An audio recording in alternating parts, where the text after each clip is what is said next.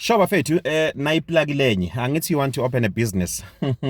Stay with me and listen very carefully. Nayiplan yeke ukuthi ibusiness ungayivula kanjani. Probably without money. Probably without money. First of all, you need that idea ukuthi you know what ngicabanga kwene business le kanje kanje kanje.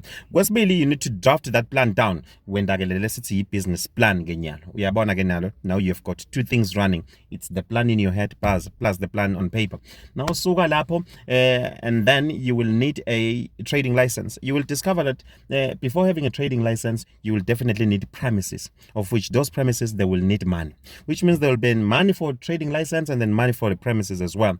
Now, suka lapho you'll open a business account. You cannot open a business account without a trading license because that trading license is the one that show them where your premises are. Sphume lapho niyalo ke sekufuna ke nyalo uyofuna i-loan batawucela ukuthi ube ne fully functioning business account letshengisako ukuthi imali nathi phuma tingena now ucetha lapho uyadisubmita lela kwentiwa khona lokuthathwa khona emaloni ngilaba takutshela khona ukuthi work very hard. You should have started this thing very small. You need money to function a business or to operate a business. Precisely what I mean. There is no functioning business you can open without money. There is no functioning business that you can run without money. Kufuneka uqale ube nemali. Oh